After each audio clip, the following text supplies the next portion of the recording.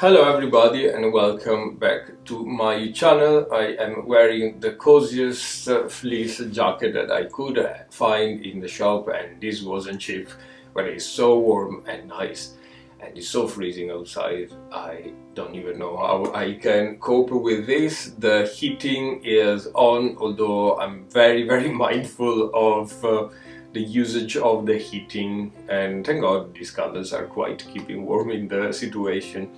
Anyway, how are we today? We are almost reaching Christmas, and I am going to be back home from that place from which all these stories come from very soon. So I might actually need to film a couple of episodes while I'm still in Ireland, because I really don't want to bring the camera there, and I have an ancient phone, so yeah, I can't record much there.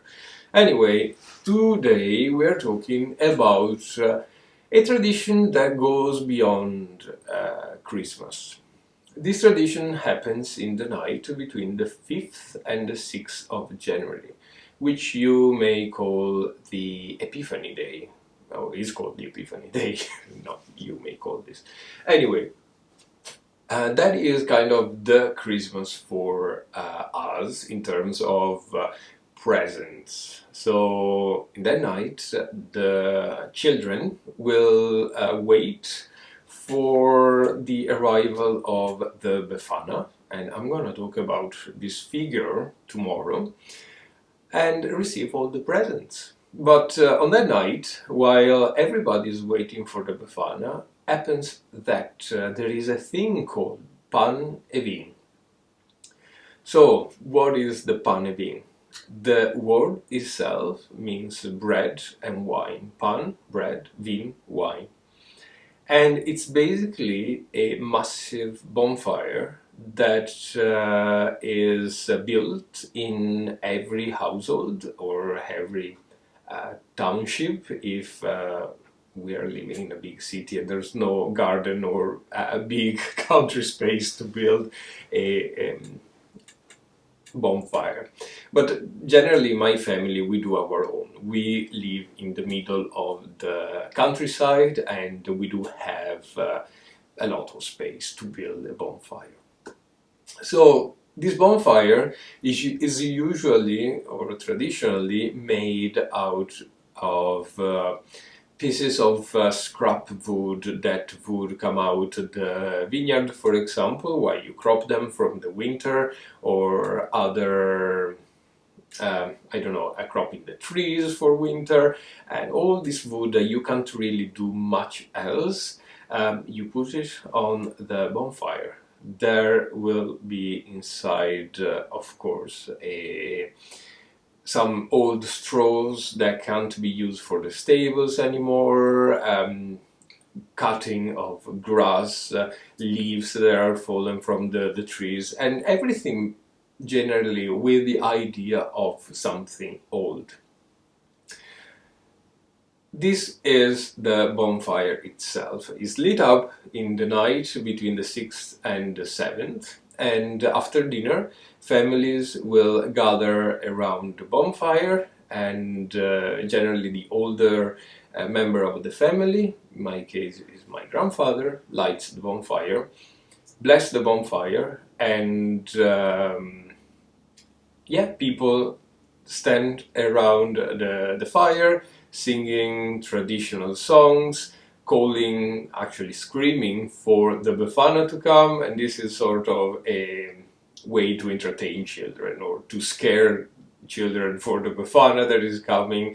And the traditional song is sounds something like, "We are waiting for the Befana. Where is she? She's gonna grab you. She comes from the mountain. She is a dark old woman," and so on and so forth. But it's all mockery, basically. The oldest person of the family looks at the bonfire for some sort of divination reasons as well. My grandfather is alright in doing that, but the pillar of the family, my great-grandmother, when she was alive, she was certain to be able to interpret the fire. So now I don't know in English how they are called, but you know those little pieces of um, wood, the sparks. Sparks are they called? Yeah, sparks of firewood that are falling off the bonfire, and they usually fly away. So, interpreting which way they are flying, the oldest person can tell how the year ahead is going to be. So, if the fire, the sparks go towards the east, it will be a very good year.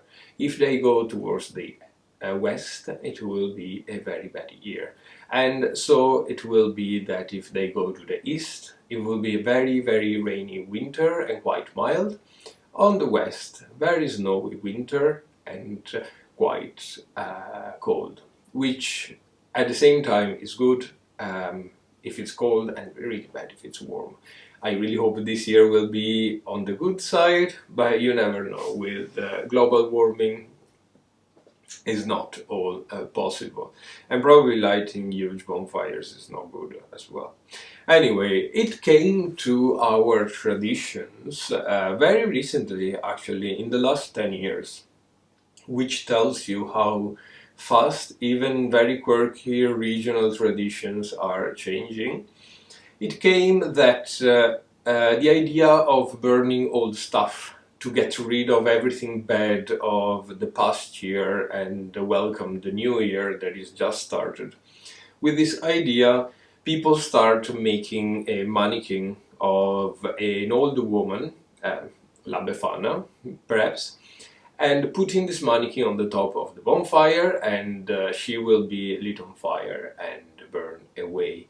This mannequin would signify the old year that is gone and that we want to forget. And they start dressing up this mannequin as an old woman, signifying the old year, with clothing that has been used, that are very old, stained, and broken, and so on and so forth. So that is something though that I've never seen done in my family. Is something that I'm seeing now is getting more and more popular as time goes. And if you go to the closest bigger town, you can find this new way of making the panevin. Panevin, let's get back to the word, means bread and wine. Once again, for this idea of getting rid of everything bad from the past year and just wish for more bread and more wine, meaning prosperity and happiness and of course food at the end of the day. I hope this nudge into the tradition of Venice and especially my teeny tiny town was nice and made you feel cozy. And I know that in other parts, in other regions of the world, you have sort of similar bonfire traditions, and I'll be really, really curious to understand how they work and if you do them on the 5th of January, or let me know. I'll be really curious to see that. And also don't forget to enter for the knit along. We are knitting one of my patterns and there are a couple for free, and winner will be chosen at the end of January. I will see you tomorrow with a very, very nice thought and story on the Befana. Bye!